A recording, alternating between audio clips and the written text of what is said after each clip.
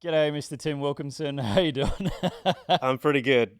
It's good to be here with Yeah, lovely, lovely. So I've got you here today to talk about a whole bunch of performance factors. I would like to introduce everyone to our new highest, our highest performance coach at Auden's Golf Performance, and I'm super stoked to have you on board. But we're going to talk about your career, your highlights. We're going to dive into your professionalism over a number of years on tour for certain things. So Sounds good. yeah, I suppose for those people who don't know who Tim Wilkinson is, give me a brief snapshot of who Tim Wilkinson is.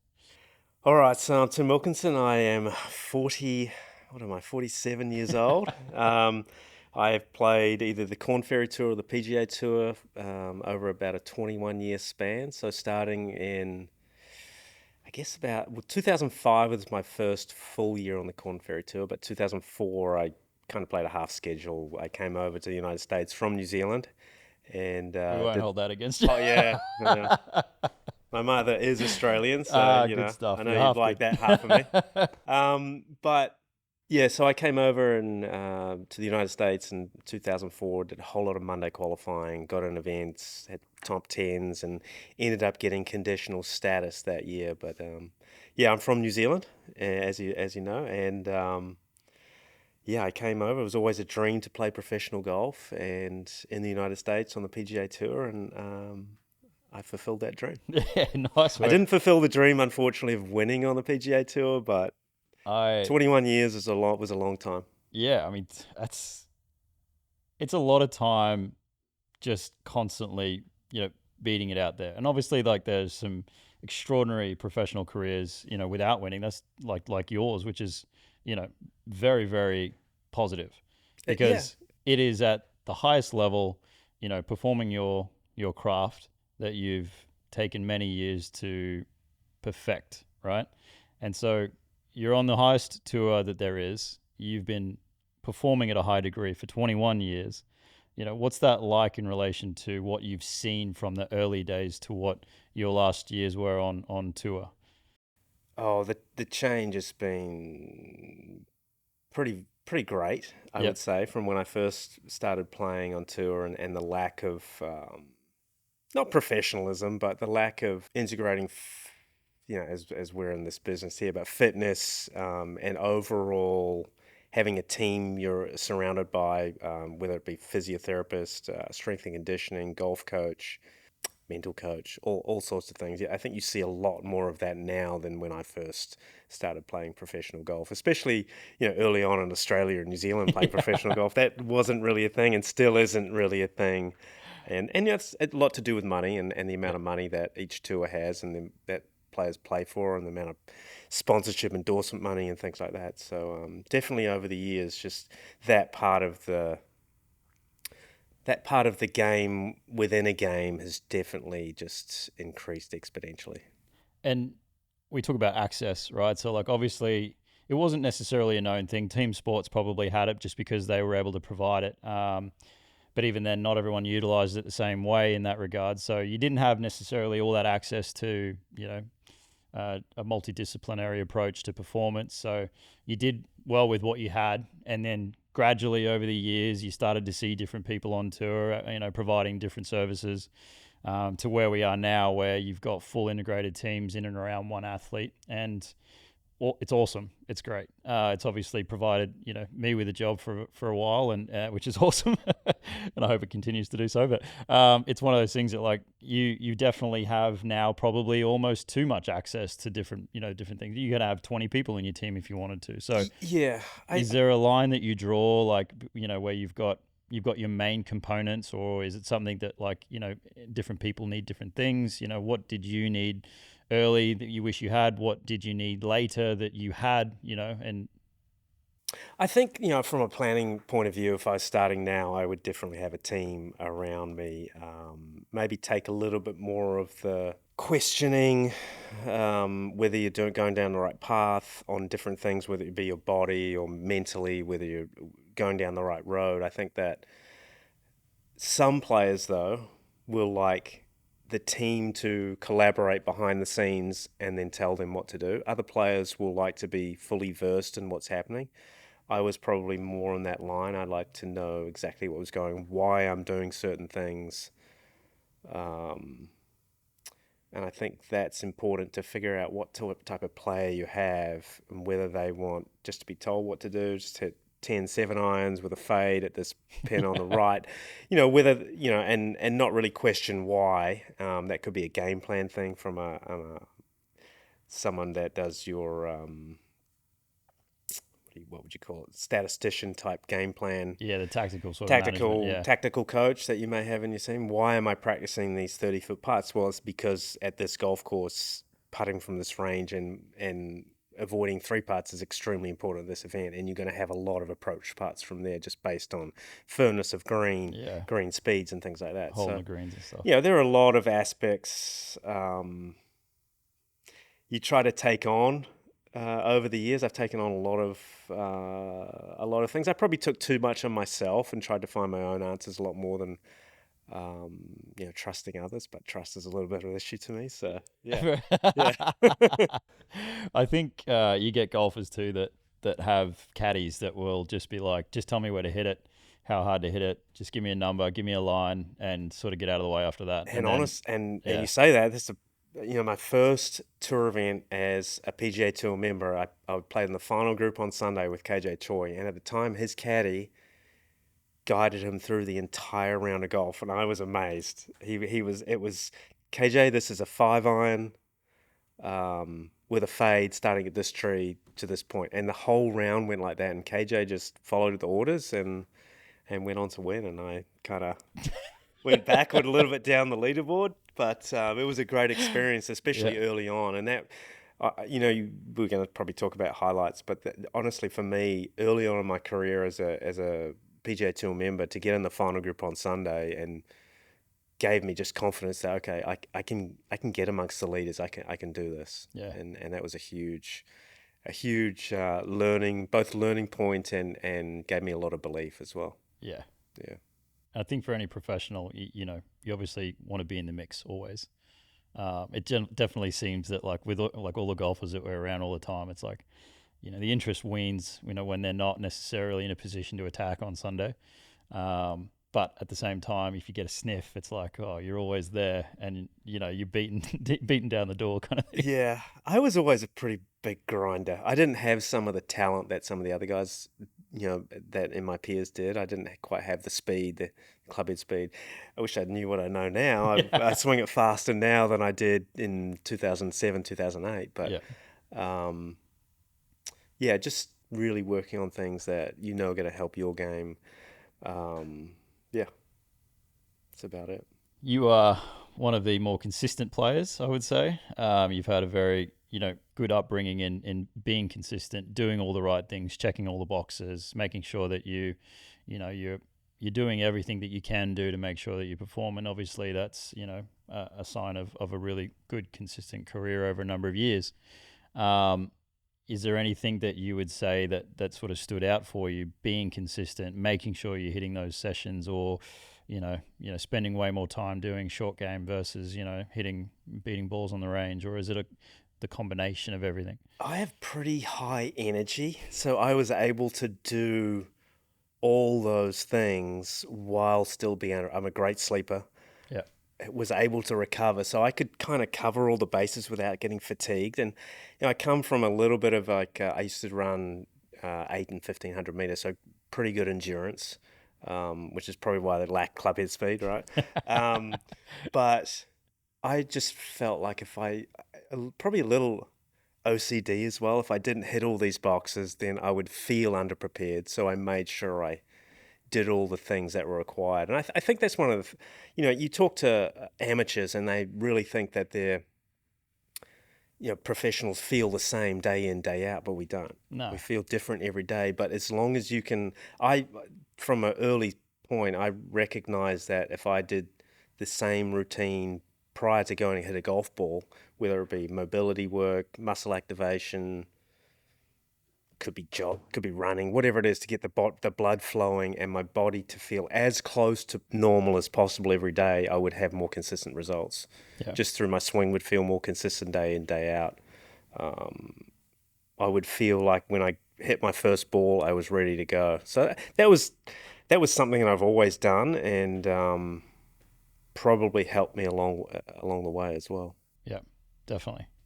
Did you have to change your game in and around now, swinging faster than what you were, or it just helped No, I you in a still drive certain? it pretty Yeah, pretty much as straight. I just kind of changed some of the timing of my forces, yeah, and also just try to lengthen, my backswing through mobility work and things like that. yep, Yeah. yep. Decent. And so now you sort of said you wish you had the information now that you have back then. What are you speaking about specifically? So I've done a little bit of work with Michael Jacobs up in New York, who's Jacobs 3D. I did some work with him after coming back from knee surgery, and learnt a lot about ground force reaction, and obviously with gears here in the studio, just understanding where the outlier, where standard deviations and averages are in movement and where you should be, that the best players in the world do, and are you within those parameters, Yeah. and how can that help your game, help you improve? Um, there's also a lot of things that I've learned from you just in the last month, and some of the training that I did, which probably didn't help me in the long run. Yeah. Like, had I done more, cyclic training, go strength, power, speed, I was always worried about, and part of the OCD, as I just mentioned, is like trying to maintain my strength the whole time, trying to maintain my power, but really not understanding that you need to go through those cycles to just keep improving and Yeah, and I think that's a fun thing about like periodization in anything. Your periodization in golf practice, periodization in strength and conditioning is that if you're working on something, some other things aren't going to be as tip top. and that's, as a Yeah, golfer, that's that's that's yeah, really, really difficult, because we play so often, we yeah, want to perform every week, and when you don't adhere to doing one thing and you're going to a different thing, even though you played really well doing this one thing, yeah. it's a really difficult thing to get across. Especially from a time management point of view, where you're like, okay, I've got 30 hours or 40 hours a week that you're going to practice. If I just hit all the same practice session times, it's got no relation of output. So, like, if you're just hitting those hours, just beating balls, it could be improving, you could be, detraining in a certain way, you could be not necessarily doing as consistent work as possible, or the quality of work goes down just because you're just getting through it. But if you pay attention to, half the volume and increase the intensity, make sure all your pre-shot routines go through, or, make sure that the work that you do in the gym is nice and tight, and that you're not on your phone, you're not talking to people, you're meeting what's supposed to be designed for you in a certain way, then it's like the quality overcomes whatever amount of volume you were going to do. Yeah, 100%. And like that's what we're trying to do here at Audens, is measure, not guess. Yeah. So when you're measuring all these things and compiling all this data, you have a good idea. Am I improving? Am I heading down the right direction? It's such a difficult equation, right? Like, It we've really got is. obviously access to some really good tech in here. I wish we had a lot more. Um, and we've got the ability to sort of plan, in different ways, but there's always more that we could do, and there's always more information that we could gather. And There really aren't enough hours in the day to do everything and tick every single yeah, box. So it's getting the biggest bang for the buck out of what you're doing. it's almost like that's what we have more nowadays, is the ability to analyze what is the biggest value. Or, we could also get paralysis by analysis with the amount of stuff that we can look at. But I think when a lot of golfers come out of, university now, and they're like, spend a couple of years on Corn Ferry and hit the PGA Tour or the Live Tour or whatever tour they're sort of moving towards, they've already got a really good picture about how they move physically. They've got a good picture about how they practice, or the quality of the schedule that they're on, and they can foresee these things and plan a little bit better. Whereas I think back in the day, when I say back in the day, like prior to sort of 17, 18, I suppose, it was very difficult because, it was more or less like you didn't really have access to that information, and the information was, from the universities may not necessarily have been up to par like what it is now. But I think overall, like, the amount of information we have now is awesome. The amount of implementation of good strategies is awesome. So, had you had your time over again, or even now, it's like you can make those adjustments based on evidence-based approaches. Yeah, so when you look at all that information, all it's doing is shortening the timeline of you becoming a good golfer.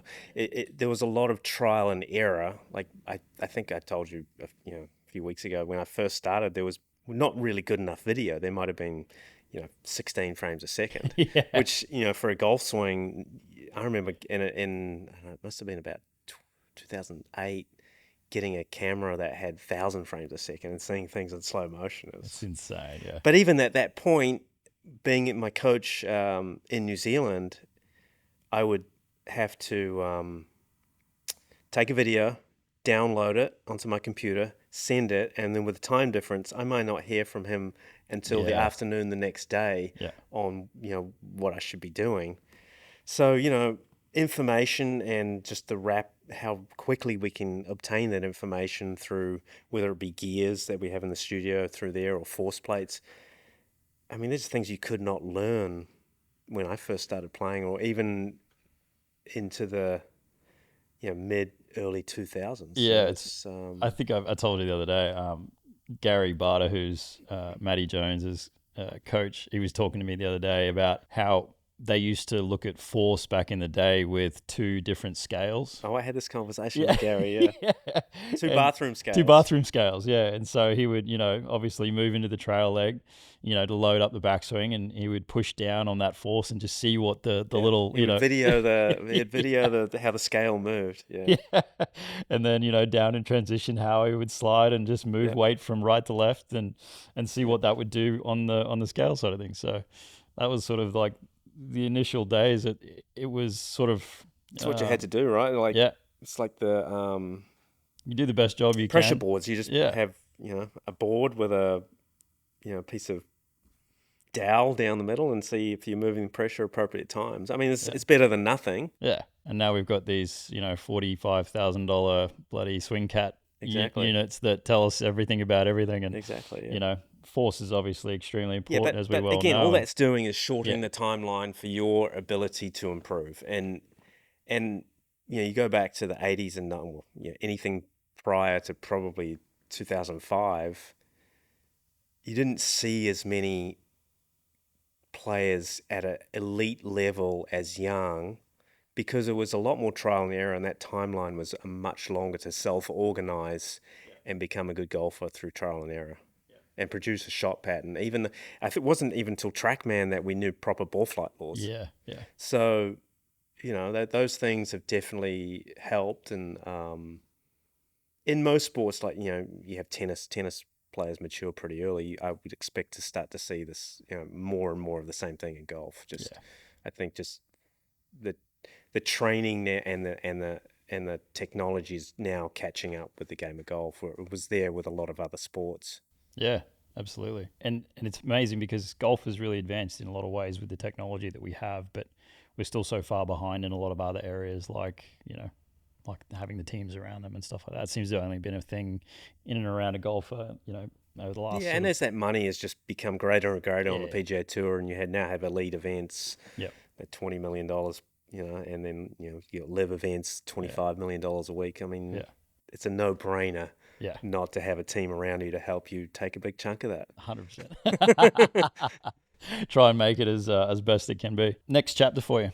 Obviously, I'm thrilled to have you here at Audin's Golf Performance, but I know that it's not too far away in and around the corner. That it might be that we'll probably lose you to the Champions Tour. What do you reckon? Yeah, I'm going to try to. They got rid of Q School, which is going to make my pathway a little bit more difficult. But you can still, at the moment, still go out and Monday qualify. So just trying to keep my game in order, keep my body in good working order, and see if I can keep improving using some of the tech we have here. Yeah, 100%. Use some of the people that we have here. Jacob Ivanich, the physio, see if he can help me with some mobility and strengthening some joints and Yep. ranges of motion, things like that. You So might be asking a lot there, buddy. yeah, just asking for small miracles. Small miracles, yeah. We talked about the 1%ers, right? Exactly. But any sort of improvement that will be just barely above where I am Yeah. now, I think I'll be in pretty good shape at 50. I'm in pretty good 100%. shape at 47. So As we saw the other day by you hitting right-handed, I'm sure you yeah, can compete on tour exactly. with a right-handed swing. I don't know about Bloody compete. left-handed swing. That was insane. We might wrap it up there. Okay, Thank you very much for your time, mate. thank you. Looking forward to seeing you more here in this week. Yeah. Thanks, Talk to you Nick. soon.